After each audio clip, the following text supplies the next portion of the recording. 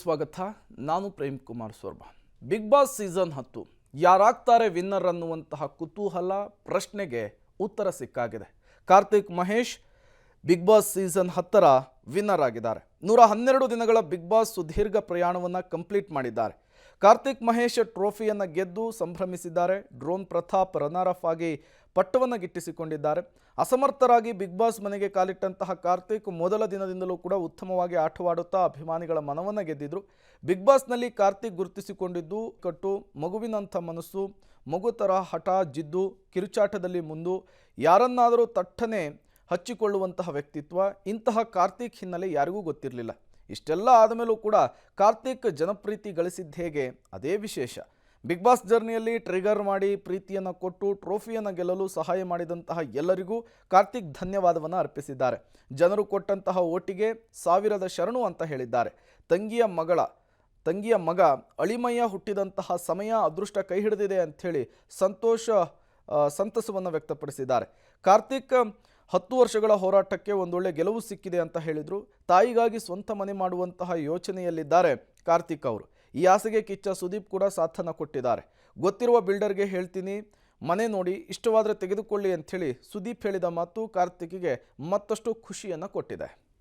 ಇವತ್ತಿಗೆ ನಾನು ಇಲ್ಲಿ ಬಂದು ಟ್ರೋಫಿ ಹಿಡ್ಕೊಂಡಿರೋದಕ್ಕೆ ಆ ಬಿಗ್ ಬಾಸ್ ಟೀಮೇ ಕಾರಣ ಸರ್.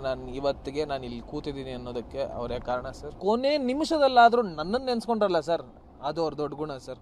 ಸೊ ಅದನ್ನು ನಾನು ಯಾವತ್ತಿಗೂ ಕಲರ್ಸ್ ಕನ್ನಡಗೆ ಆ್ಯಂಡ್ ಬಿಗ್ ಬಾಸ್ ಟೀಮ್ಗೆ ನಾನು ಚಿರಋಣಿಯಾಗಿರ್ತೀನಿ. ಅವರು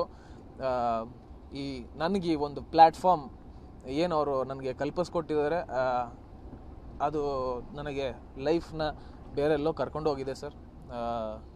ಅದಕ್ಕೆ I am always thankful and grateful sir. ಒಂದಷ್ಟು ಕಷ್ಟದ ದಿನಗಳು ಕಳೆದಿದ್ದಿದೆ ಸರ್ ಈ ವರ್ಷನೇ, ಅಂದರೆ 24 ಅಲ್ಲ, 23, 22, 21 ಸೀರಿಯಲ್ಗಳು ಮಾಡ್ತಾ ಇದ್ದೆ. ಆದರೆ ನನಗೆ ಬೇಕಾಗಿರುವಂಥ ಪಾತ್ರಗಳು ನನಗೆ ಎಲ್ಲೋ ಒಂದು ಕಡೆ ಸ್ಯಾಟಿಸ್ಫೈ ಆಗ್ತಾ ಇರಲಿಲ್ಲ. ನನ್ನ ದುಡ್ಡಿಗೋಸ್ಕರ ನಾನು ಕೆಲಸ ಮಾಡಿದ್ದಿದೆ. ನನ್ನ ತಂಗಿ ಮದುವೆ ಮಾಡೋದಕ್ಕೋಸ್ಕರ ಒಂದಷ್ಟು ಕೆಲಸ ಮಾಡಿದ್ದಿದೆ. ನಮ್ಮ ತಂದೆ ತೀರೋದ್ಮೇಲೆ ಜವಾಬ್ದಾರಿಗಳನ್ನ ತೀರಿಸೋದಕ್ಕೋಸ್ಕರ ನಾನು ಕೆಲಸ ಮಾಡಿದ್ದಿದೆ. ಬಟ್ ಮನಸ್ಸಲ್ಲಿ ಸಮಾಧಾನ ಇರಲಿಲ್ಲ ಸರ್. ಇವತ್ತಿಗೂ ಸಮಾಧಾನ ಇಲ್ಲ. ನನಗೆ ಅಲ್ಲಿವರೆಗೂ ಅಷ್ಟು ರೆಸ್ಪಾನ್ಸಿಬಿಲಿಟಿ ನನ್ನ ತಲೆ ಮೇಲೆ ಇರಲಿಲ್ಲ ಸರ್. ನಮ್ಮ ತಂದೆ ಇದ್ದರು ಅನ್ನೋ ಧೈರ್ಯದಿಂದ ನಾನು ಆರಾಮಾಗಿ ಬೆಂಗಳೂರಲ್ಲಿದ್ದರು, ಕೆಲಸ ಮಾಡ್ತಾಯಿದ್ರು. ಸಣ್ಣ ಮಟ್ಟಿಗೆ ತಂಗಿ ಮದುವೆಗೆ ಒಂದಷ್ಟು ಸೇವ್ ಮಾಡ್ತಾಯಿದ್ದೆ. ಅಲ್ಲಿ ಒಂದೊಂದಷ್ಟು ಅಮೌಂಟ್ ಬಂದಾಗ ತಂಗಿಗೆ ನಾವು ಮಾಡ್ತಾಯಿದ್ದೆ. ಬಟ್ ಇಷ್ಟು ದೊಡ್ಡ ರೆಸ್ಪಾನ್ಸಿಬಿಲಿಟಿ ನನ್ನ ತಲೆಯಲ್ಲಿ ಇರಲಿಲ್ಲ sir.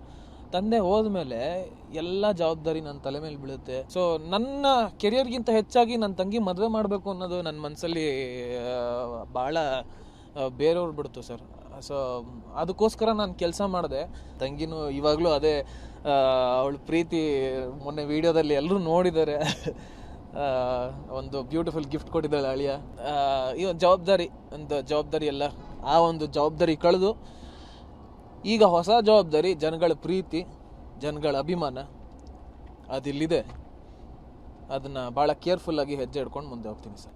I was very confident ನನಗೆ ಬರುತ್ತೆ ಇದು ಅಂತ. ಯಾಕಂತಂದರೆ ನನ್ನ ಪ್ರತಿಯೊಂದು ಟಾಸ್ಕ್ ಆಗಿರ್ಬೋದು, ಪ್ರತಿಯೊಂದು ಚಟುವಟಿಕೆ ಆಗಿರ್ಬೋದು, ಏನೇ ಇರ್ಬೋದು, ಅದು ಐ ಹ್ಯಾವ್ ಗಿವನ್ ಮೈ 100% ಅನ್ನೋ ಒಂದು ನಂಬಿಕೆ ನನ್ನಲ್ಲಿತ್ತು.